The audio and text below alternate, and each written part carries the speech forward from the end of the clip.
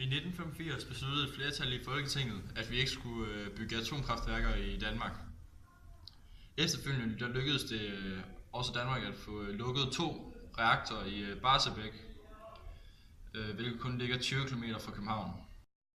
I mange år havde man ellers atomkraft som en del af Danmarks energiplan, men den idé blev altså ikke til virkelighed, da man oplevede stor generel modstand i Danmark efter ulykken på Three Mile Island i 1979. Og man rådede på det tidspunkt også over flere alternative energikilder.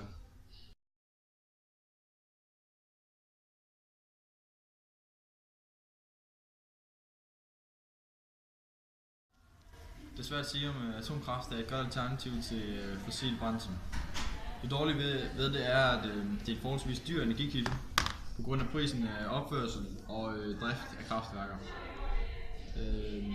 En anden grund det er, at affaldet det er radioaktivt, og derfor er det meget farligt for mennesker, dyr og naturen. Og på grund af en anden grund det er, at halveringstiden af affaldsstoffet det tager meget lang tid. Så det vil sige, at det kan komme til at ligge på jorden, eller være på jorden i meget lang tid.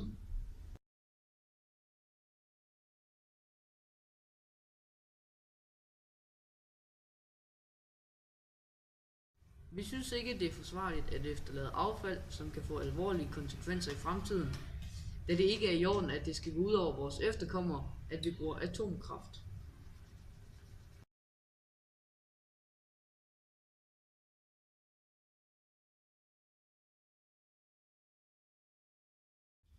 Den usynlige gasart radon findes naturligt i undergrunden, og derfor kan der være mere radioaktiv stråling i kælderen, idet en kælder jo ofte er tættere på undergrunden end andre rum. Der blev målt dobbelt så mange i kælderen som på anden etage. Der blev målt 7 geiger på anden etage og 14 i kælderen. Så ifølge vores målinger var der mere radioaktiv stråling i kælderen.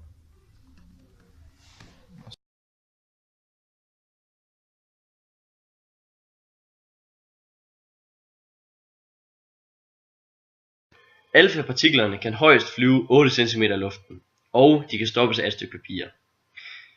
Det kan godt være, at de er let at stoppe, og de ikke har en særlig stor rækkevidde, men til gengæld er de meget ioniserende.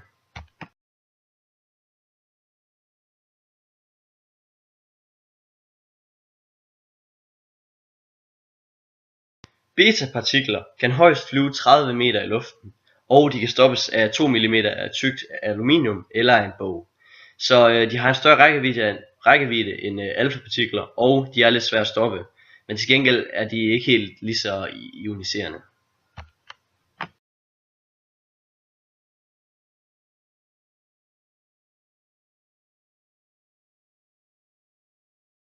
Gamma, også kaldet Y-strålingen. Y-strålingen har den største rækkevidde, for den stopper ikke. Den stoppes ikke, men den kan godt blive svækket af nogle materialer. Den har den mindste ioniseringsevne.